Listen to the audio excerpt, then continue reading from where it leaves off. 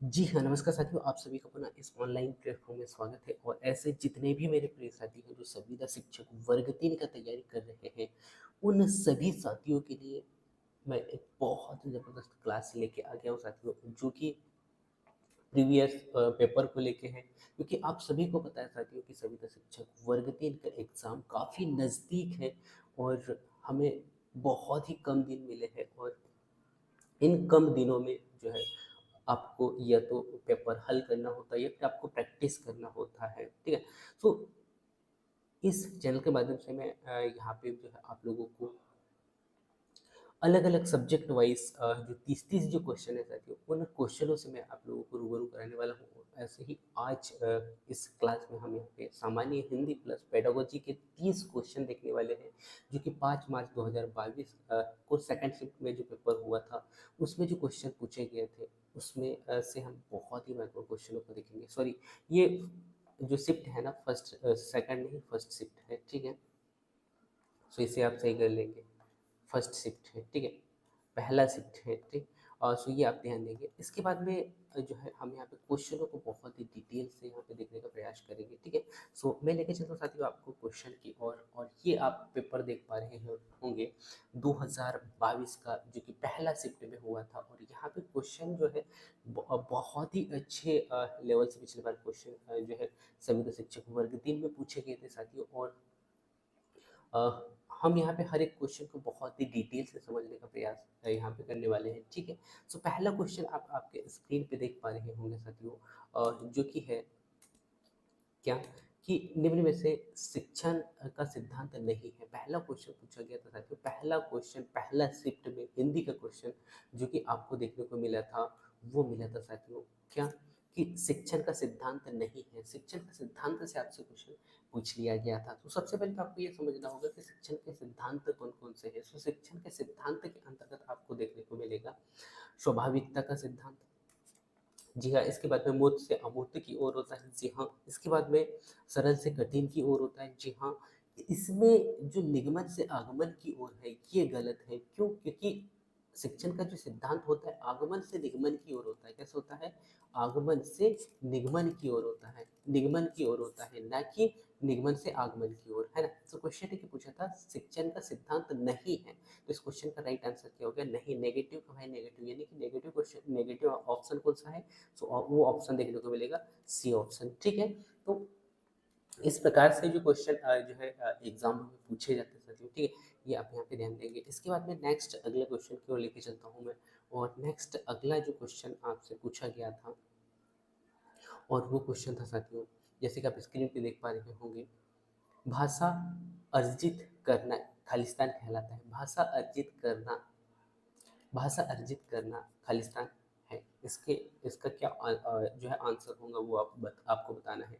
तो पहला ऑप्शन आपको देखने को मिल रहा होगा। पहला ऑप्शन है कठिन होता है, सेकंड ऑप्शन है सहज एवं स्वाभाविक होता है, थर्ड ऑप्शन है भाषा सीखने में बाधक होता है और फोर्थ ऑप्शन है साथियों आपका समय की हानि होती है। सो इन चारों ऑप्शनों में से आपको सही आंसर बताना है, ठीक है? सो यदि मैं इस क्वेश्चन को अगर अच्छा से देखता हूँ साथियों, तो मैं आपको यहाँ पे समझ में आ रहा हूँ कि भाषा अर्जित करना क्या कहलाता है? भाषा अर्जित करना कैसा होता है? सहज एवं स्वाभाविक होता है। कैसे होता है? सहज एवं स्वाभाविक होता है, क्योंकि बालक को भाषा सीखने में कोई समस्या नहीं होती। अब यहाँ पे जो भाषा सीखने की जो प्रक्रिया होती है सामान्यतः 2 प्रकार की होती है। कौन-कौन से?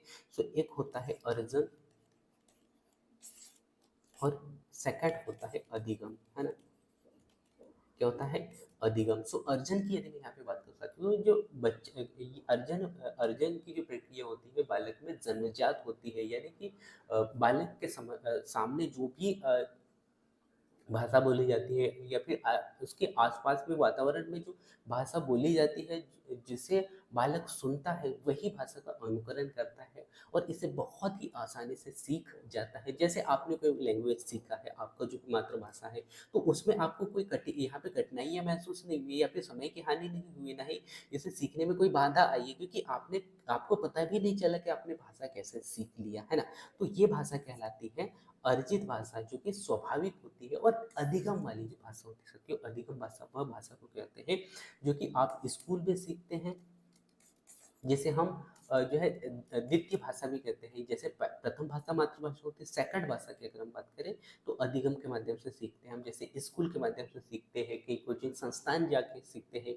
जैसे बहुत सारे लोगों को इंग्लिश जो है कठिन लगता है और इंग्लिश उनका सेकंड लैंग्वेज हो सकता है। तो इंग्लिश को सीखने के लिए ये एक तो आपको व्याकरण की आवश्यकता होती है ना, व्याकरण की आवश्यकता यहाँ पे बहुत ही ज़रूरी होगी, जबकि अर्जन में आपको ऐसा कोई व्याकरण की आवश्यकता नहीं होती, क्योंकि जो आपने जो लैंग्वेज सीखा उसमें कहीं आपने व्याकरण को लागू नहीं किया, या व्याकरण पढ़ के ही आपको आपका जो लैंग्वेज है उसको सही, या फिर हम कह सकते हैं शुद्ध नहीं किया होगा, है ना? वो अपने आप सीखते गए, आपको आप जो है जैसे-जैसे लोगों के संपर्क में आते रहे और आपने जैसे-जैसे जो है लोगों से सुना और जो-जो सुना उन चीज़ों को आपने ग्रहण कर किया और उसी के आधार पे आपका जो आज लैंग्वेज है, वो मातृभाषा के आधार पे जो भी आपने सीखा है वो है, ठीक है? तो इस क्वेश्चन के आधार पे यदि हम देखें, तो भाषा अर्जित करना क्या होगा? भाषा अर्जित करना सहज होता है। कैसे होता है? सहज होता है, ठीक है? तो इस क्वेश्चन का राइट आंसर क्या होगा? B option is the right answer, ठीक है? तो इस क्वेश्चन को आपने अच्छा से समझ लिया होगा, ऐसा आशा करता हूँ। और हम हर एक क्वेश्चन को बहुत ही डिटेल से समझने का प्रयास करेंगे साथियों। ये क्लास आप लोगों के लिए बहुत ही महत्वपूर्ण है।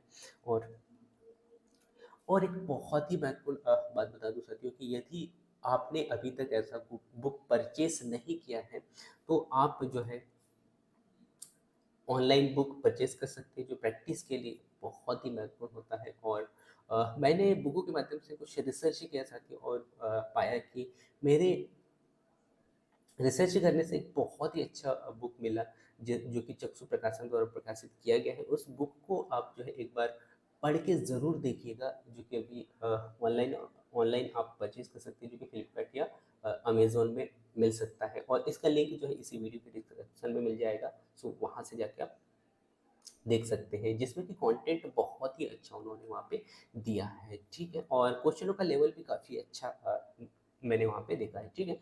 सो वो आप देख लीजिएगा। इसके बाद में नेक्स्ट अगला जो क्वेश्चन है साथियों, नेक्स्ट अगला क्वेश्चन है जो कि आपको आपके स्क्रीन पे शो हो रहा है। क्वेश्चन क्या है कि निम्नलिखित में से उपचारात्मक शिक्षण की सफलता मुख्यतः किस पर निर्भर होती है? यहाँ पे क्वेश्चन वेरी वेरी इंपॉर्टेंट है साथियों।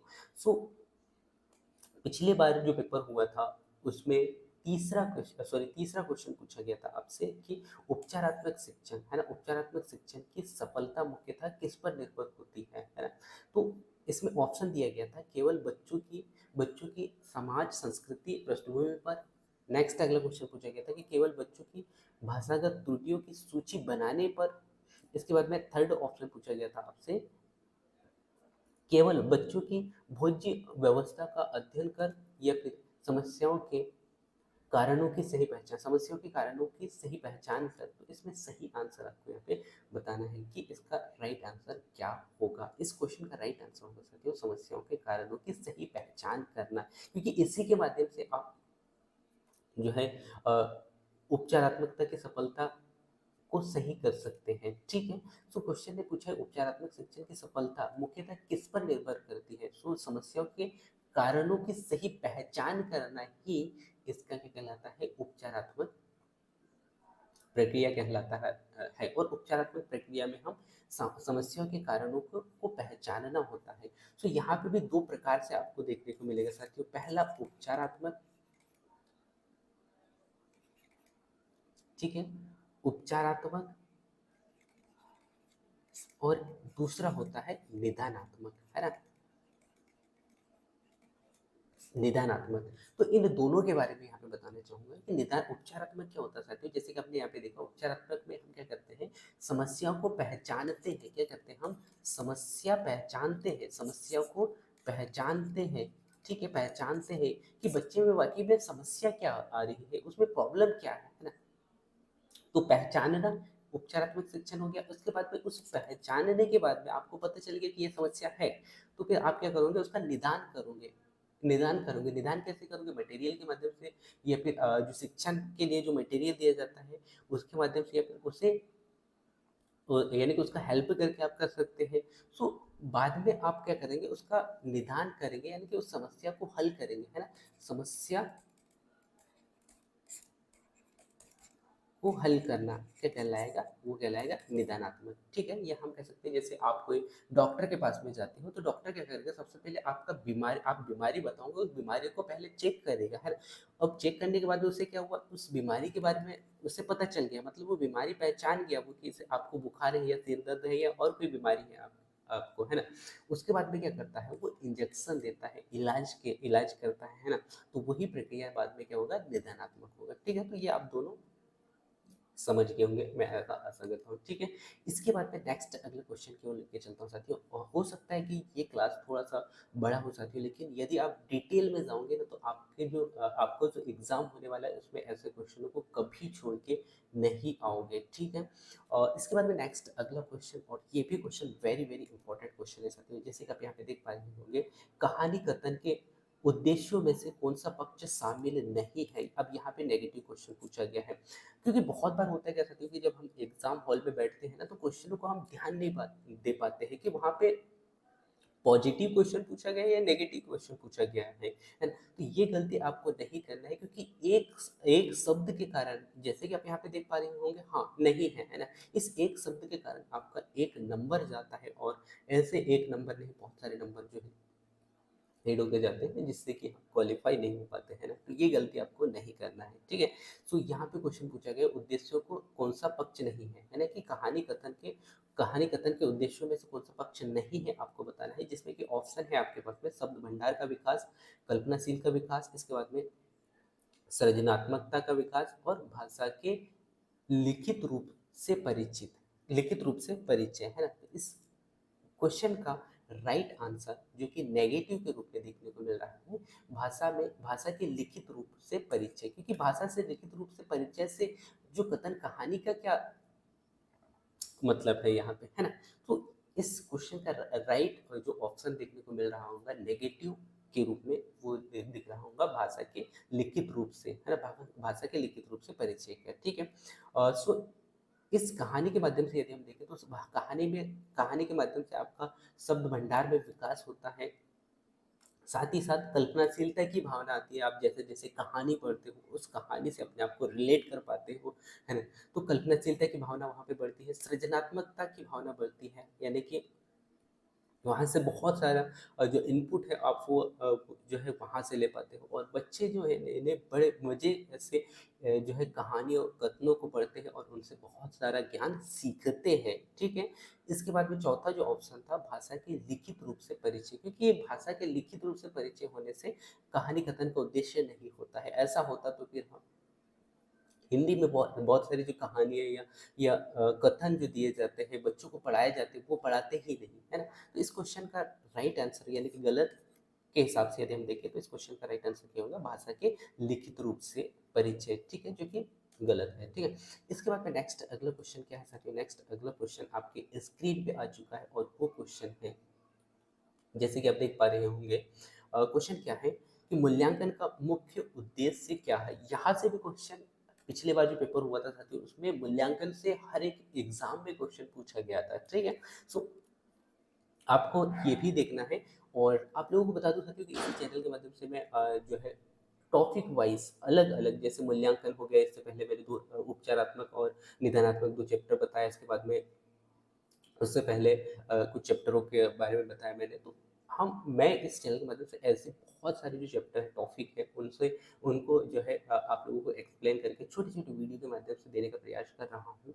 वो भी एक बार ज़रूर देखें, जिससे कि आपका टॉपिक यहाँ पे क्लियर होता जाएगा। जैसे मूल्यांकन है, सो मूल्यांकन को यदि आप देखते हो, तो कहीं ना कहीं मूल्यांकन से आप क्वेश्चन गलत नहीं करोगे। ठीक है, सो यहाँ पे मूल्यांकन से क्वेश्चन क्या पूछा गया था साथियों? मूल्यांकन का मुख्य उद्देश्य होता है यह जानना, क्या जानना, ये आपको यहाँ पे बताना है। जिसमें कि ऑप्शन है, बच्चों ने कितने पाठ पढ़े, शिक्षक के कितने पाठ पढ़ाए, शिक्षक ने कितने पाठ पढ़ाए, बच्चे कैसे सीखते हैं, अगली कक्षा में उन्नत उन्नत करना, अगली कक्षा में उन्नत करना। ठीक है, क्या जानना होता है मूल्यांकन का मतलब। तो यदि आप इसमें ऑप्शनों में अच्छा से गौर से देखोगे साथियों, तो शिक्षक मूल्यांकन का उद्देश्य ये नहीं होता है कि बच्चों ने कितना पाठ पढ़ा, क्योंकि यहाँ पे तो काउंटिंग चल रहा है ना, हम क्वांटिटी पे नहीं, क्योंकि आज का जो एजुकेशन है, मूल्यांकन का मतलब होता है क्वांटिटी पे नहीं कि बच्चे ने कितना पढ़ा और शिक्षक ने कितना पढ़ाया, बल्कि क्वालिटी, बच्चे ने कितना सीखा है ना, बच्चे ने कितना सीखा, इसका मतलब ये होता है। और आज का जो एजुकेशन है वो इसी पे आधारित है। सो शिक्षक ने कितना पढ़ाया ये भी गलत हो जाएगा, और अगली कक्षा में उन्नत करना है या नहीं, जैसे यदि बालक को कुछ आ भी नहीं रहा है तो ये आप ये नहीं कह सकते हो कि इसे आगे बढ़ा देना है ना, बल्कि मूल्यांकन का उद्देश्य होता है कि बालक ने क्या सीखा है ना? बालक ने अभी तक क्या सीखा, मूल्यांकन का यही उद्देश्य होता है। तो इस क्वेश्चन का राइट आंसर क्या होगा, सी ऑप्शन, जो कि मूल्यांकन से क्या सीखा। ठीक है, इसके बाद में नेक्स्ट अगला क्वेश्चन क्यों लेके चलता हूँ साथियों। यदि आप इन टॉपिकों को बहुत ही अच्छा से अगर पढ़ लेते हो ना साथियों, तो यहाँ से क्वेश्चन जो है कहीं कहीं से भी क्वेश्चन आप गलत करके नहीं आओगे। ठीक है, इसके बाद में नेक्स्ट अगला क्वेश्चन आपके स्क्रीन पे आ चुका है। क्वेश्चन क्या है, क्वेश्चन आपके पास में है कि कविता कविता को संपूर्ण तरीके से पढ़ना खालिस्तान है, यानी कि कविता को भावपूर्ण, सॉरी माफ कीजिएगा, कविता को भावपूर्ण तरीके से पढ़ना खालिस्तान कहलाता है, क्या है। तो इसका इसके लिए ऑप्शन आपके पास में दिए गए हैं, जिसमें कि ऑप्शन देखने को मिलेगा। कविता शिक्षण शिक्षण का एक गौण उद्देश्य है, कविता शिक्षण का एक गौण उद्देश्य है। नेक्स्ट अगला क्या है, कविता के भाव को समझने में सहायता करना, बच्चों का मनोरंजन करना, सॉरी बच्चों का मनोरंजन करता है, या फिर बच्चों को छंद अलंकार की जानकारी देता है। सो कविता को यदि कोई भावपूर्ण तरीके से पढ़ रहा है बालक, तो उससे क्या फायदा होने वाला है, उसका क्या उद्देश्य है, ये आपसे यहाँ पे क्वेश्चन पूछा गया है। यदि मैं कविता की बात करूँ साथियों, तो कविता शिक्षण का एक गौण उद्देश्य, आप ये नहीं कह सकते हो कि इसका जो उद्देश्य है गौण ही है। इसके बाद में नेक्स्ट अगला जो यहाँ पे दिया गया था तीसरा ऑप्शन, बच्चों का मनोरंजन होता है। जी हाँ, नहीं, क्योंकि यदि बालक कविता को भावपूर्वक पढ़ रहा है, उसमें उसे आनंद पूर्वक पढ़ रहा है, तो आप ये नहीं कह सकते उसका मनोरंजन ही हो रहा है। बच्चों को छंद अलंकार की जानकारी, आप छोटे बच्चों को ये नहीं कह सकते कि बच्चों को, कि यदि कविता पढ़ रहे हैं तो उसे छंद अलंकार के बारे में जानकारी हो, क्योंकि छोटे छोटे बच्चों को तो छंद अलंकार के बारे में स्टार्ट में जानकारी नहीं होता है ना। तो आप कविता को यदि भावपूर्वक रूप से पढ़ रहे हो, ये बालक यदि कोई पढ़ रहा है, तो आप ये नहीं कह सकते हो कि बच्चों को चंद या अलंकार की जानकारी ही देता है। ठीक है, तो इस क्वेश्चन का राइट आंसर ऑप्शन क्या होगा साथियों, राइट आंसर होगा कविता के भाव को समझने में सहायता करता है, यदि कविता को भावपूर्वक कोई बालक पढ़ता है तो। ठीक है, तो इस क्वेश्चन का राइट आंसर क्या होगा, B option is the right answer, यानी कि कविता में भाव को, यदि कविता को भावपूर्वक पढ़ रहा है तो कविता के भाव को समझने में सहायता यहाँ पे मिलती है। ठीक है, तो इस प्रकार इस क्वेश्चन का राइट आंसर क्या होगा, इस क्वेश्चन का राइट आंसर होगा बी ऑप्शन। ठीक है, यानी कि कविता के भाव को समझने में सहायता करता है। ठीक है, इसके बाद में नेक्स्ट अगले क्वेश्चन को लेके चलता हूँ साथियों। नेक्स्ट अगला क्वेश्चन क्या है, सो नेक्स्ट अगला क्वेश्चन आप देख पा रहे होंगे, क्वेश्चन नंबर 7 आ चुका है आपके स्क्रीन पे। क्वेश्चन क्या है साथियों, क्वेश्चन है कि निम्नलिखित कार्य की जांच में बच्चों की सहायता लेना, निम्नलिखित कार्य में, सॉरी, निम्नलिखित कार्य की जांच में बच्चों की सहायता लेना क्या कहलाता है, ये आपको यहाँ पे बताना है। जिसमें कि ऑप्शन है आपके पास में, केवल केवल पठन कौशल का अभ्यास अभ्यास होता है। सेकंड ऑप्शन है बच्चे ज्यादा गलतियां ढूंढना सीख जाते हैं। थर्ड ऑप्शन है बच्चों को दूसरों के हित सॉरी दूसरों के हस्तलिखित सामग्री को पढ़ने का अवसर और अवलोकन क्षमता के विकास का अवसर मिलता है। या फिर फोर्थ ऑप्शन है, यानी कि डी ऑप्शन है, बच्चे दूसरों के विचारों से परिचित होते हैं। यदि मैं यहाँ पे बात कर सकती हूँ लिखित कार्य, सॉरी लिखित कार्य की जांच में बच्चों को सहायता मिलता है, यदि बच्चों को लिखित कार्य आप देते हो तो उसमें क्या सहायता मिलता है बच्चों को, ये आपसे पूछा गया है। तो लेखन पठन कौशल का अभ्यास, पठन कौशल अभ्यास, अभ्यास यदि आप आए बार बार अभ्यास, क्योंकि बच्चों को हम रटन प्रणाली से बच्चों को नहीं पढ़ा सकते हैं, तो अभ्यास वाली जो प्रक्रिया होती है कहीं ना कहीं वो गलत ही होती है। ठीक है, बच्चे ज्यादा गलतियां ढूंढते हैं, ये आप नहीं कह सकते हैं कि बच्चों को यदि लिखित कार्य आपने दे दिया तो बच्चे वहां पे गलती ढूंढेंगे, है ना। बच्चों को दूसरे के हस्त सामग्री को पढ़ने का अवसर और अवलोकन क्षमता के विकास का अवसर यहाँ पे मिलता है। ठीक है। सो यदि आप बच्चों के लिखित कार्य को जांचने के लिए दे देते हो, जैसे बहुत सारे बालक हैं, जैसे क्लास में आप बैठे हो और क्लास में जो है आपने कोई शुद्धलेख लिखवाया, शुद्धलेख लिखवाने के बाद में आप क्या कर रहे हो, जो है कॉपियां एक दूसरे को एक्सचेंज करके चेक करने का बोल रहे हो, तो इस इससे बच्चों को क्या फायदा होगा, ये क्वेश्चन में यहाँ पे पूछा गया है। तो उससे क्या होगा कि बच्चे जो है एक दूसरे के हस्तलिखित या एक दूसरे के द्वारा जो लिखे गए शब्द हम कह सकते हैं हस्तलिखित सामग्री को पढ़ने का अवसर उन्हें मिलता है और अवलोकन क्षमता के विकास का भी अवसर यहाँ पे मिलता है। ठीक है। तो इस क्वेश्चन का राइट आंसर ये होगा। ठीक है। तो क्वेश्चन को भी आप समझ गए होंगे, मैं ऐसा आशा करता हूँ। ठीक है। इसके बाद में नेक्स्ट अगला क्वेश्चन क्या है उस पर हम यहाँ पे नजर डालते हैं। सो नेक्स्ट अगला क्वेश्चन आ चुका है साथियों। क्वेश्चन क्या है? सो क्वेश्चन आप देख पा रहे होंगे। क्वेश्चन आपके पास में क्या है? क्वेश्चन है, क्वेश्चन क्या साथियों, लोकगीतों को भाषा की कक्षा में स्थान दिया जाना चाहिए क्योंकि, क्यों भाषा के स्थान पे जगह दिया जाना चाहिए, भाषा कक्षा के स्थान पे जगह दिया जाना चाहिए, ये आपको यहाँ पे बताना है। जिसमें कि ऑप्शन आपको देखने को मिलेगा, और जिसमें कि ऑप्शन है आपके पास में, लोकगीतों को बढ़ावा देना भाषा शिक्षण का मुख्य उद्देश्य होता है। नेक्स्ट अगला ऑप्शन है, लोकगीत गाए जा सकते हैं।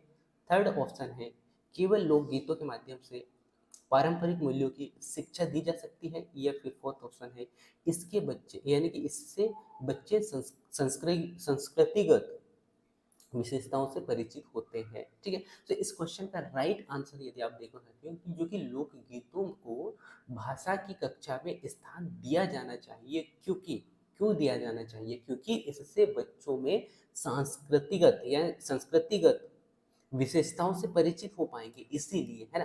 तो इस क्वेश्चन का राइट आंसर क्या होगा? D option is the right answer. क्योंकि आप ये नहीं कह सकते कि भाषा यानी कि लोकगीतों को भाषा की कक्षा में यदि स्थान देते हैं तो लोकगीतों को बढ़ावा मिलेगा, या भाषा शिक्षण का मुख्य उद्देश्य, ये नहीं कह सकते हैं लोकगीत गाया जा सकते, ये तो गलत ही हो गया। इसके बाद में केवल लोकगीतों के माध्यम में पारंपरिक मूल्यों का शिक्षण दिया जाता है, ये भी गलत हो गया। ठीक है। दिया जा सकता है, ये भी गलत हो गया। तो इस क्वेश्चन का राइट आंसर क्या होगा? इस क्वेश्चन का right answer D option is the right answer. ठीक है।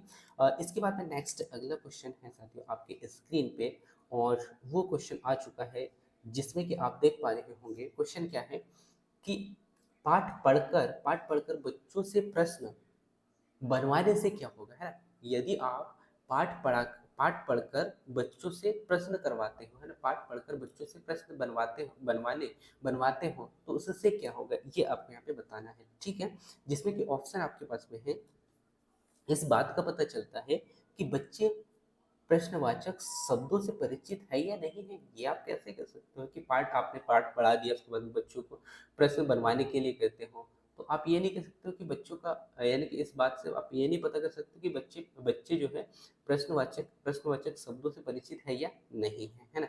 इसके बाद में नेक्स्ट अगला जो ऑप्शन है, ये ऑप्शन तो गलत हो गया। नेक्स्ट अगला है, शिक्षक को यह जानने का अवसर मिलता है कि बच्चों ने पाठ को कितना गहराई से पढ़ा है। हाँ, ये कह सकते हो कि शिक्षक को यह जानने का अवसर मिलता है कि बच्चों ने पाठ को कितने यानी कि पाठ को कितनी गहराई से पढ़ा है। जी हाँ, ये कह सकते हैं, लेकिन फिर भी हम अगले ऑप्शनों पे देख लेते हैं।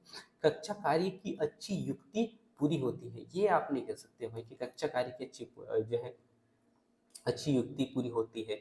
इसके बाद में प्रश्न बनाने की आदत का विकास होता है, ये भी गलत हो गया। ठीक है। इस क्वेश्चन का राइट आंसर क्या होने वाला है? इस क्वेश्चन का राइट आंसर होगा साथियों बी ऑप्शन है कि इस क्वेश्चन का राइट आंसर होगा, जो कि पाठ पढ़कर यदि आप बच्चों से प्रश्न बनवाने का बोलते हो, बनाने का बोलते हो, तो उससे क्या होगा कि शिक्षक को एक तो जानने का अवसर मिलेगा कि बच्चों ने पाठ को कितना गहराई से पढ़ा है। ठीक है। यदि वे गहराई से पढ़ा है तो जो है क्वेश्चनों को हल कर यानी कि बना पाएंगे। ठीक है। इसके बाद में नेक्स्ट अगला जो क्वेश्चन आपके स्क्रीन पे आ चुका है, और वो क्वेश्चन है साथियों बहुत ही वेरी वेरी इंपॉर्टेंट क्वेश्चन ये भी है, जो कि आप देख पा रहे होंगे। भाषा भाषा विकास का द्वितीय चरण निम्न में से क्या है, ये आपसे क्वेश्चन पूछा गया। भाषा विकास का द्वितीय चरण निम्न में से क्या है, ये आपको यहाँ पे बताना है। जिसमें कि ऑप्शन है आपके पास में, बोलना, पढ़ना, लिखना, सुनना। भाषा विकास का द्वितीय चरण कौन सा है, ये आपसे यहाँ पे पूछा गया है। सो इस क्वेश्चन का राइट आंसर क्या होगा? बोलना। इस क्वेश्चन का राइट आंसर क्या होगा? बोलना। अब मैं आप लोगों को बता दूं भाषा विकास के चरण, है ना। सो भाषा विकास के चरण में सबसे पहला जाता है सुनना, ठीक है। सुनना सेकंड आ जाता है बोलना, ठीक है। बोलने के बाद में आ जाता है पढ़ना और फिर लिखना, है ना। तो ये क्रम है इसका, और ये क्रम हर बार आपसे क्वेश्चन पूछा जाता है, ठीक है।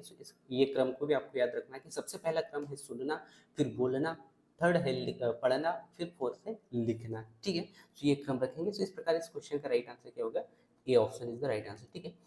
सो हम यहाँ पे हर एक क्वेश्चन को बहुत ही डिटेल से समझने का प्रयास कर रहे हैं साथियों। यदि आप क्वेश्चन को बहुत ही अच्छा से देख पा रहे होंगे तो यहाँ से बहुत सारा कॉन्सेप्ट आपका क्लियर होता जाएगा, ठीक है। और नेक्स्ट अगला जो क्वेश्चन आपके पास में है वो क्या है? बच्चों में हिंदी सीखने के प्रति, हिंदी भाषा सिखाने के प्रति रुचि उत्पन्न करना, यह उद्देश्य है। क्या उद्देश्य है ये आपको यहाँ पे बताना है। सो क्वेश्चन को मैं पुनः फिर से रिपीट करता हूँ कि बच्चों में हिंदी भाषा सीखने के प्रति रुचि उत्पन्न करना यह उद्देश्य है। आपका इस उद्देश्य के बारे में बताना है कि यह कौन सा उद्देश्य है ना। जिसमें कि ऑप्शन आपके पास में है बच्चे, ऑप्शन क्या है आपके पास में कि उच्च स्तर के छात्रों के लिए, प्राथमिक स्तर के छात्रों के लिए, यानी कि उच्च स्तर के छात्रों के लिए पहला ऑप्शन। सेकंड ऑप्शन है प्राथमिक छात्रों के लिए, या फिर माध्यमिक स्तर के छात्रों के लिए, या फिर केवल हायर या हम कह सकते हैं केवल हायर स्कूल के छात्रों के लिए, यानी कि छात्रों के लिए, ठीक है। तो इस क्वेश्चन का राइट आंसर यदि आप देखें तो इस क्वेश्चन का राइट आंसर क्या हो सकता है? प्राथमिक स्तर के छात्रों के लिए हो सकता है, क्योंकि इन्होंने कहा है कि भाषा सीखने के प्रति रुचि उत्पन्न करना है। भाई यदि आप उच्च स्तर के छात्रों को क्या भाषा सीखने के लिए रुचि उत्पन्न कर सकते हैं? क्योंकि ये बालक ऐसे होते हैं जो प्राथमिक स्कूल से ही भाषा को सीखते हैं, सीखे हुए रहते हैं, और ये बहुत सारे सब्जेक्टों को, बड़े बड़े सब्जेक्टों को पढ़े हुए रहते हैं। उसके बाद में जो है उच्च स्तर पे जाते हैं। तो आप ये नहीं कह सकते कि उच्च स्तर के छात्रों के लिए हम भाषा सीखने के लिए रुचि उत्पन्न करेंगे, क्योंकि वे पहले ही जो है भाषा को यानी कि आनंद पूर्वक पढ़ते हैं, ठीक है। इसके बाद में माध्यमिक स्कूल में भी आप ये नहीं कह सकते हो कि पहले ही बच्चा सीख के आता है और केवल हायर सेकेंडरी, ये आप नहीं कह सकते, ठीक है। तो इस क्वेश्चन का राइट आंसर क्या होगा? इस क्वेश्चन का राइट आंसर प्राथमिक स्तर के छात्रों के लिए जो है बच्चों को भाषा सीखने के प्रति रुचि उत्पन्न करना, इस क्वेश्चन का राइट आंसर होगा, ठीक है। इसके बाद में नेक्स्ट अगला जो क्वेश्चन है वो क्वेश्चन है साथियों जो कि आपके स्क्रीन पे आ चुका है। वो क्वेश्चन क्या है कि कक्षा 8 के बच्चों के लिए साहित्य का चयन करते समय, कक्षा 8 के छात्रों के लिए या बच्चों के लिए साहित्य का चयन करते समय उनके यानी कि आपके लिए निम्न में से क्या जानना सर्वाधिक महत्वपूर्ण है, ठीक है। क्वेश्चन क्या कहा, क्वेश्चन में क्या पूछा गया है कि कक्षा 8 के बच्चों के लिए साहित्य का चयन करते समय आपके लिए निम्न में से क्या जानना जरूरी है। यदि आप कोई टीचर हो और आपको साहित्य पढ़ाना है तो साहित्य का चयन करते समय आपको क्या जानना सर्वाधिक है, ये आपसे यहाँ पे क्वेश्चन में पूछा गया है, ठीक है।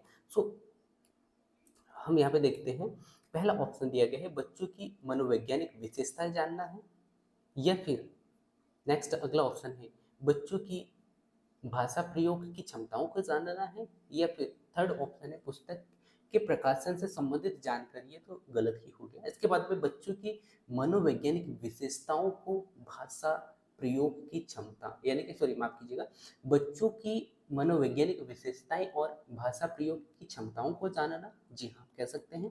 तो इस क्वेश्चन का राइट आंसर यदि हम देखें कि बच्चों की मनोवैज्ञानिक विशेषताओं को जानना, ये नहीं हो सकता कि आप यदि कोई साहित्य का चयन कर रहे हो और आप ये देख रहे हो कि बच्चों की विशेषता, मनोवैज्ञानिक विशेषताओं कोई विशेषताएं जानना, या फिर बच्चों की भाषा प्रयोग की क्षमता, आप ये भी नहीं कर सकते हैं।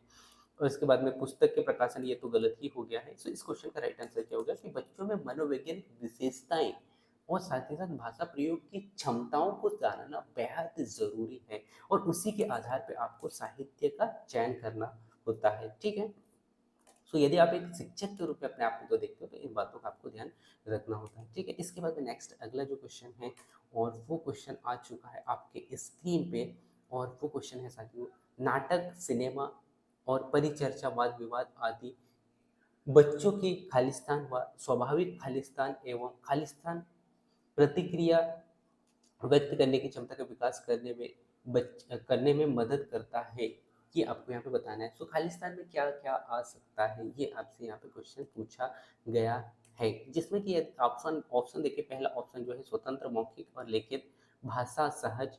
सेकंड ऑप्शन है भाषा सहज और अप्रभावी। थर्ड ऑप्शन है योजना, सरलता, लिखित। और फोर्थ ऑप्शन है अभिव्यंजन, व्यक्तिगत या मौखिक, है ना। तो इस क्वेश्चन का राइट आंसर क्या होगा, ये आपको यहाँ पे बताना है, ठीक है। तो इस क्वेश्चन का राइट आंसर यदि हम देख सकते हैं, इन्होंने कहा है कि नाटक, सिनेमा, परिचर्चा, वाद विवाद आदि आदि बच्चों की स्वतंत्र व, हम कह सकते हैं कैसा, स्वतंत्र स्वतंत्र व स्वाभाविक, स्वतंत्र व स्वाभाविक। नाटक सिनेमा में क्या होगा, एक तो मौखिक होगा, है ना, मौखिक होगा, मौखिक मौखिक एवं लिखित प्रक्रिया, लिखित प्रतिक्रिया व्यक्त करने की क्षमताओं का विकास करने में मदद करता है ना। क्या हो जाएगा, लिखित, ठीक है। तो इस क्वेश्चन का राइट आंसर क्या होने वाला है, इस क्वेश्चन का right answer C, A option is the right answer, यानी कि नाटक, सिनेमा और परिचर्चा, वाद विवाद आदि के माध्यम से बच्चों में स्वतंत्र व स्वाभाविक, साथ ही साथ मौखिक और लिखित लिखित प्रतिक्रिया व्यक्त करने की क्षमताओं का विकास करने में मिलता है यहाँ से, ठीक है। तो इस क्वेश्चन का राइट आंसर पहला ऑप्शन है, ठीक है। इसके बाद में नेक्स्ट अगला जो क्वेश्चन है साथियों, वो क्वेश्चन आ चुका है। नेक्स्ट अगला क्वेश्चन आपकी स्क्रीन पे आ चुका है, क्वेश्चन नंबर 14। और क्वेश्चन है साथियों, भाषा सीखने में होने वाली त्रुटियां आपको यहाँ पे बताना है कि भाषा सीखते समय बालकों में कौन कौन सी त्रुटियां हमें देखने को मिलती है, ठीक है। सो बच्चे शिक्षक पाठ्यक्रम आदि की असफलताओं के संकेत हैं क्या, ये हो सकता है क्या। सेकंड ऑप्शन है सही नहीं है, इनके प्रति कठोर रवैया अपनाना चाहिए। ये तो बिल्कुल ही गलत हो गया, क्योंकि बच्चों के ऊपर में आपको कठोर कोई परिश्रम नहीं देना है, ऐसा यदि कोई ऑप्शन देता है और क्वेश्चन पॉजिटिव पूछ रहा है तो वो तो गलत ही होगा। भाषा सीखने की प्रक्रिया स्वाभाविक का पड़ाव है, ये भी आप नहीं कह सकते हो भाई। अच्छा, क्वेश्चन में क्या पूछा गया है, भाषा सीखने की प्रक्रिया स्वाभाविक, हाँ जी हाँ, स्वाभाविक पड़ाव है, या ये कह सकते हैं। इसके बाद में फोर्थ ऑप्शन भी देख लेते हैं हम, भाषा प्रयोग की असफलताओं की ओर संकेत करती है। भाषा प्रयोग की असफलता कैसे कह सकते हो भाई कि असफलता की ओर संकेत करता है भाषा सीखना, यानी कि बालक यदि त्रुटि कर रहा है तो आप ये नहीं कह सकते हो कि भाई बालक असफल हो रहा है, यानी कि भाषा प्रयोग की जो है असफलता की ओर संकेत कर रहा है, क्योंकि बालक जितना गलती करेगा उन गलतियों से उतना ही सीखता है। सो बालक को गलती करने देना चाहिए, है ना, क्योंकि बालक उन्हीं गलतियों के माध्यम से सीखता है ना। सो इस क्वेश्चन का राइट आंसर ऑप्शन क्या होगा, राइट ऑप्शन आपके पास में दिख रहा है, C option is the right answer, यानी कि भाषा सीखने की प्रक्रिया के स्वाभाविक पड़ाव है जिससे कि बच्चा गलती करता है, ठीक है। इस नज़र से आपको देखना है, ठीक है। इसके बाद में नेक्स्ट अगला जो क्वेश्चन आ चुका है आपकी स्क्रीन पे, और वो क्वेश्चन है साथियों, जैसे कि आप देख पा रहे होंगे, पाठ्य पुस्तक भाषा शिक्षण में मुख्य क्या सहायता सहायता करता है, ये आपसे यहाँ पे क्वेश्चन पूछा गया है, ठीक है। जिसमें कि ऑप्शन है आपके पास में, बच्चों को विभिन्न पर्वों की जानकारी देती है, क्या पाठ्य पुस्तक भाषा शिक्षण शिक्षण में मुख्यतः क्या सहायता सहायता करती है, ये आपसे क्वेश्चन पूछा गया। और बच्चों को विभिन्न पर्वों की जानकारी देती है, ये आप नहीं कह सकते हैं, व्याकरणिक नियम ये कंठस्थ कराता है, क्योंकि कंठस्थ यानी कि जहाँ रटन वाली जो प्रणाली यदि आती है तो वहां पे तो आपको ये समझ लेना है कि ये क्वेश्चन गलत ही होगा, क्योंकि बच्चों को हम बार बार अभ्यास नहीं करवा सकते, रटन प्रणाली के माध्यम से बच्चों को याद नहीं करवा सकते हो, है ना। इसके बाद में थर्ड ऑप्शन है विभिन्न, यानी कि भाषा की विभिन्न जो है घटनाएं प्रस्तुत करती है, भाषा की विभिन्न घटनाएं प्रस्तुत करती है। आप ये कह सकते हो कि भाषा पुस्तक जो है मुख्य रूप से जो है घटनाएं प्रस्तुत करती है, या फिर फोर्थ ऑप्शन है बच्चों का आकलन करता, बच्चों का आकलन जो है भाषा विकास शिक्षा के माध्यम से मुख्यतः बोला है। तो आप ये नहीं कह सकते कि बच्चा जो है पुस्तकों के माध्यम से, पाठ्य पुस्तकों के माध्यम से बच्चों का आकलन ही करना है। तो इस क्वेश्चन का राइट आंसर क्या होगा, भाषा की विभिन्न घटनाएं प्रस्तुत करती है, भाषा की विभिन्न घटनाएं प्रस्तुत करना इसका मुख्य उद्देश्य होता है, ठीक है। तो इस क्वेश्चन का राइट आंसर आपको मिल चुका है, C option is the right answer, ठीक है। इसके बाद मैं नेक्स्ट अगला क्वेश्चन को लेके चलता हूँ। सो हमने यहाँ पे जो है पेडागोजी यानी कि हिंदी पेडागोजी के लगभग 15 क्वेश्चन कर लिए साथियों। और आप सभी को पता होगा कि जो लैंग्वेज फर्स्ट और लैंग्वेज सेकंड में जो क्वेश्चन पूछे जाते हैं, जिसमें कि टोटल 30 क्वेश्चन होते हैं, जिसमें कि 15 जो होता है पेडागोजी हिंदी पेडागोजी से होता है। कोई भी लैंग्वेज का हो, जैसे हिंदी का है तो हिंदी पेडागोजी होगा, संस्कृत का हो तो संस्कृत पेडागोजी होगा। इसके बाद में 15 क्वेश्चन जो होते हैं गद्यांश पद्यांश के होते हैं। सो यहाँ पे हमने पेडागोजी के 15 क्वेश्चन कर लिए। इसके बाद में गद्यांश और पद्यांश के क्वेश्चन अब इसके बाद में हम यहाँ पे देखने वाले हैं 16 नंबर से, ठीक है।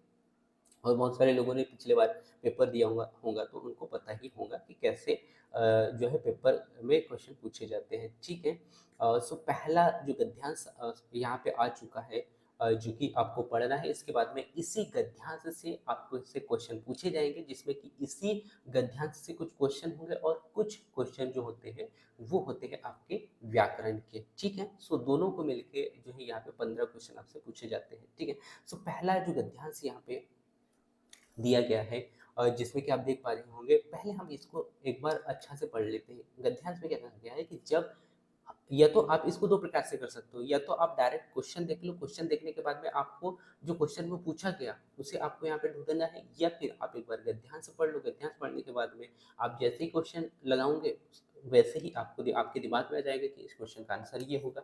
तो दोनों प्रकार से आप कर सकते हो। आप जिस प्रकार से भी मैनेज करते हो वो आप कर सकते हो, क्योंकि गद्यांश और पद्यांश में खासकर बहुत सारे लोग टाइम बहुत ही ज़्यादा लगा देते हैं। अब आपकी समझने की क्षमता अच्छी है तो आप एक बार पढ़ लीजिएगा, उसके बाद में क्वेश्चनों का आंसर लगाते जाइएगा। या फिर आपको जो है पूरा सेंटेंस एक ही बार आपने पढ़ा, उसके बाद में क्वेश्चनों का आंसर समझ में नहीं आ रहा है, तो आप एक काम कीजिएगा, क्वेश्चन पढ़ के उसके बाद में क्वेश्चन में पूछा क्या जा रहा है वो आप देख सकते हैं।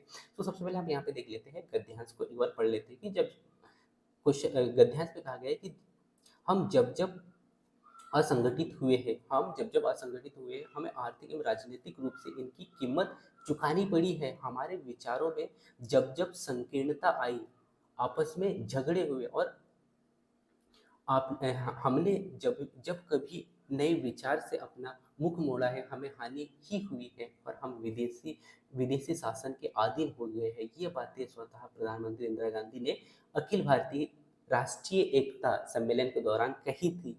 और सचमुच राष्ट्रीय एकता सशक्त और समृद्ध राष्ट्र की आधारशिला होती है। और राष्ट्रीय एकता का तात्पर्य है राष्ट्र की विभिन्न घटनाओं में परस्पर एकता, प्रेम और भाईचारे का कायम रहना, ठीक। इसके बाद में नेक्स्ट अगला इन्होंने कहा है कि भारत में कई धर्म एवं जातियों के लोग रहते हैं, जिनके रहन सहन एवं आस्था में अंतर अंतर तो है ही, साथ ही उनकी भाषाएं भी अलग अलग हैं। और इन सब के बावजूद पूरे भारत के लोग भारतीयता भारतीयता की जिस भाव भाव से ओतप्रोत रहते हैं, उसे राष्ट्रीय एकता का विश्व भर में सर्वोत्तम उदाहरण कहा जाता है। और रविंद्रनाथ टैगोर ने कहा है कि भारत की एकता तथा चेतना समय की कसौटी पर सही सिद्ध हुई है। ये आपसे यहाँ पे कहा गया है। इसके बाद में नेक्स्ट अगला है कि राष्ट्र की आंतरिक शांति एवं सुव्यवस्था और बाहरी दुश्मनों से रक्षा के लिए राष्ट्रीय एकता परम आवश्यक है। यदि हम भारतवासी किसी कारणवश छिन्न भिन्न हो गए तो हमारी पारंपरिक फूट को देखकर अन्य देश हमारी स्वतंत्रता को हड़पने का प्रयास करेंगे। इतिहास के अध्ययन में हमने हमें पता चलता है कि प्राचीन काल में समूचा भारत एक ही संस्कृति सूत्र में आबद्ध था, किंतु आंतरिक दुर्बलता के कारण विदेशी शक्तियों ने हम पर जो है आधिपत्य स्थापित कर लिया। और इन विदेशी शक्तियों ने हमारी सभ्यता और संस्कृति को नष्ट करना शुरू कर दिया था, जिससे हमारी आस्था एवं धार्मिक मूल्यों का धीरे धीरे पतन होने लगा। हमें राष्ट्रीय एकता कायम रखने की आवश्यकता है। और तभी डॉक्टर डॉक्टर एस राधाकृष्णन की कही गई इस बात को यह साबित कर सकते हैं कि भारत ही अकेला ऐसा देश है जहां मंदिर, गिरजाघर, मस्जिद और उसके बाद में गुरुद्वार और मठों में शांतिपूर्ण सह अस्तित्व है। इसके बाद में है आज देश के राष्ट्रीय एकता को सबसे बड़ा खतरा आतंकवाद से है। और आतंकवाद न केवल हमारी बल्कि संपूर्ण विश्व की समस्या है। और आतंकवादियों द्वारा कभी मुंबई को निराशा में बनाया जाता है तो कभी राजधानी दिल्ली को। आज कश्मीर की समस्या आतंकवाद की ही देन है और पिछले 2 दशकों में इस आतंकवाद ने देश के कई राज्यों को अपार क्षति पहुंचाई है और राष्ट्रीय एकता में बाधक अनेक शक्तियों में अलगाव अलगाव की राजनीति भी एक है। ठीक है, तो ये हमने यहाँ पे पूरा गद्यांश को पढ़ा। इसके बाद में हम यहाँ पे देखते हैं क्वेश्चन की ओर कि क्वेश्चन कैसे पूछे जाते हैं। ठीक है, जिसमें कि पहला जो क्वेश्चन आपसे यहाँ पे क्वेश्चन पूछा गया है, जो कि आप यहाँ पे देख पा रहे होंगे।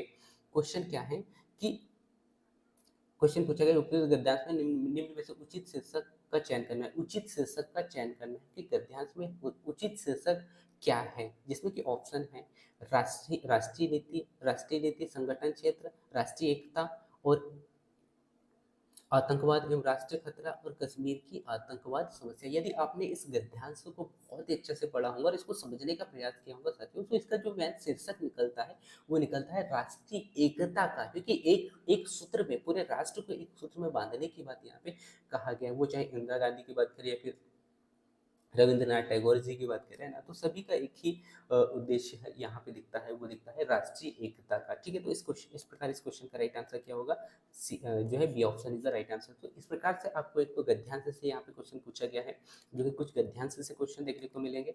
इसके बाद में नेक्स्ट अगला क्वेश्चन देखते हैं, जो कि इसी गद्यांश से पूछा गया है। क्वेश्चन क्या है, क्वेश्चन को हम यहाँ पे देखते हैं। उपयुक्त गद्यांश में भारत ही एक अकेला देश है जहाँ मंदिर, मस्जिद और गुरुद्वार और मठों में शांतिपूर्ण सह अस्तित्व है। निम्न में से किसका कथन है? सो यदि आप यहाँ पे देखोगे, जैसे कि मैंने यहाँ पे बताया था, भारत ही एक ऐसा अकेला देश है जहाँ पे मस्जिद, गुरुद्वार, मठे हैं। ये किसने कहा था? सो ये आप देख पा रहे होंगे, MS यानी कि राधा कृष्णन के द्वारा ये कहा गया था। सो इस क्वेश्चन का राइट आंसर क्या होगा? इस क्वेश्चन का राइट आंसर क्या होगा? ए option is the right answer. ठीक है, तो हिंदी में जो गद्यांश और पद्यांश है साथियों, यहाँ से क्वेश्चन आप कभी भी गलत करके नहीं आओगे। बस आपको पढ़ने और समझने की जो क्षमता है वो थोड़ा सा यहाँ पे बढ़ाना होगा और वो आ जाएगा प्रैक्टिस से। ठीक है, इसके बाद में नेक्स्ट अगला जो क्वेश्चन है, अगला क्वेश्चन क्यों लेके चलता हूँ मैं। और नेक्स्ट अगला क्वेश्चन आ चुका है आपके स्क्रीन पे। और क्वेश्चन क्या पूछा जा रहा है? क्वेश्चन में पूछा गया आपसे कि निम्न में से किस शब्द युग्म का प्रयोग उपयुक्त गद्यांश में नहीं है। तो यहाँ पे जो शब्द दिए गए हैं, इन शब्दों में से ये देखना है कि क्या ये जो शब्द है ये इस गद्यांश में नहीं है। ऐसे शब्द को आपको देखना है। ठीक है, सो धीरे धीरे। नेक्स्ट अगला क्या है? अलग अलग, जब जब या भिन्न भिन्न। सो आपने धीरे धीरे भी शब्द यहाँ पे देखा होगा। और इसके बाद में जो है नेक्स्ट अगला यहाँ पे दिया गया है अलग अलग, अलग अलग भी यहाँ पे आपने देखा है। इसके बाद में नेक्स्ट अगला, जैसे कि आप यहाँ पे देख पा रहे होंगे, धीरे धीरे हो गया और अलग अलग आप यहाँ से देख सकते हैं।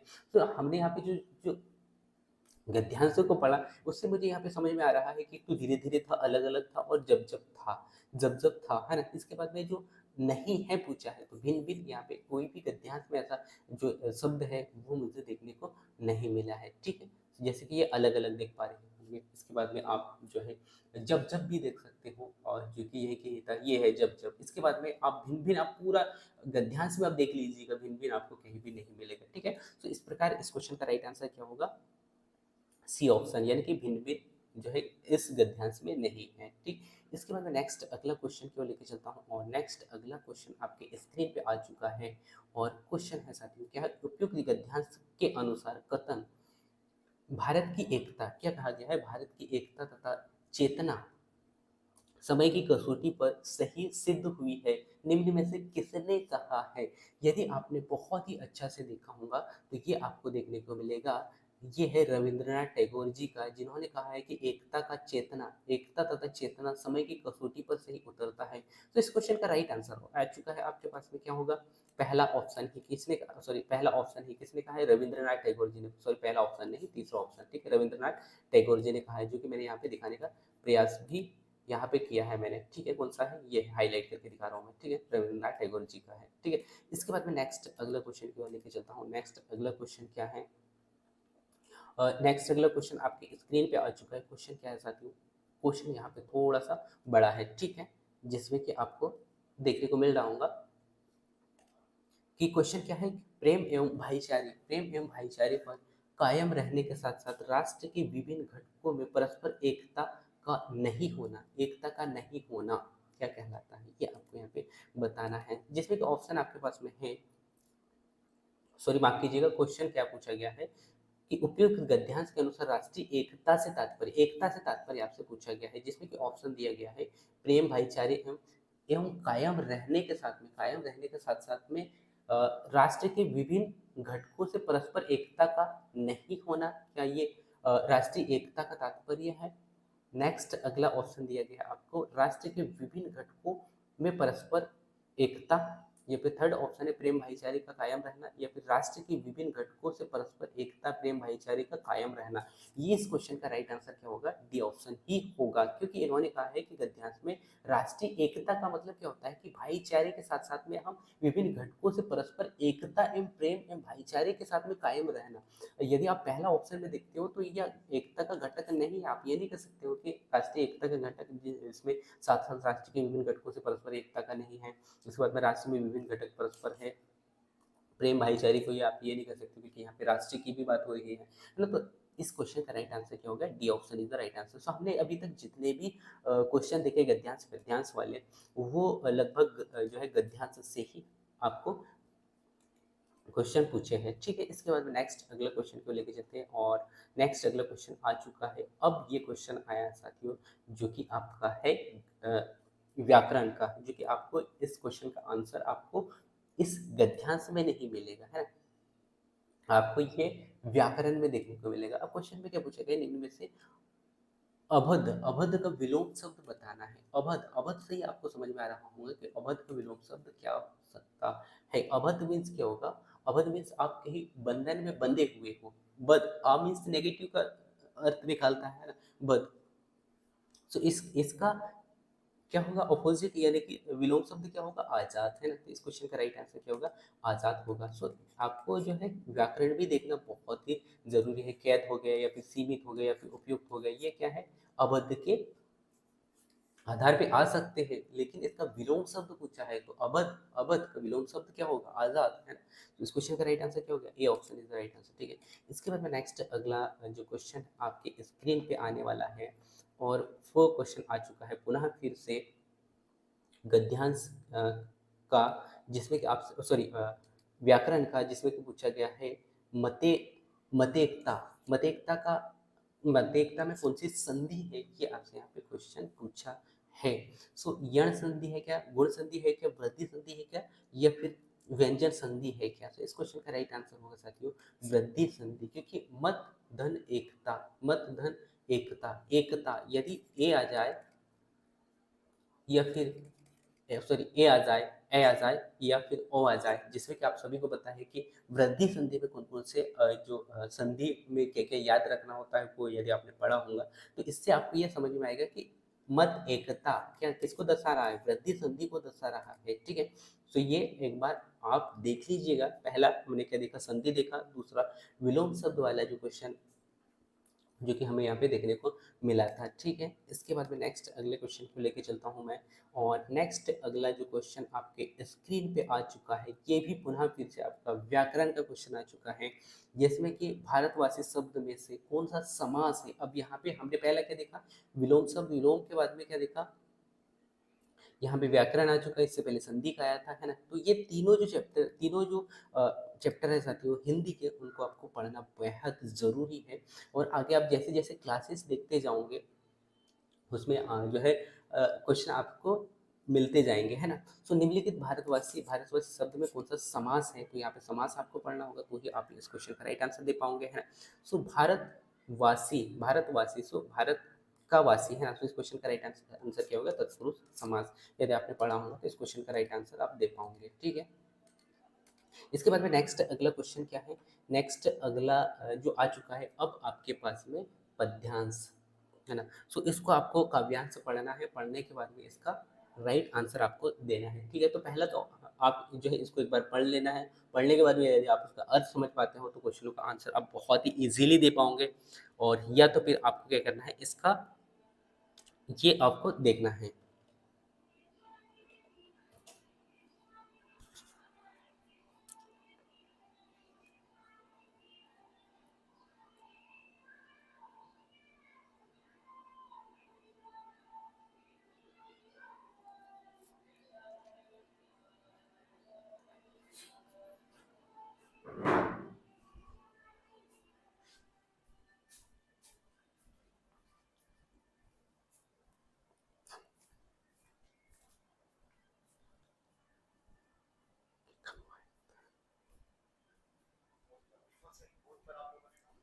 जगत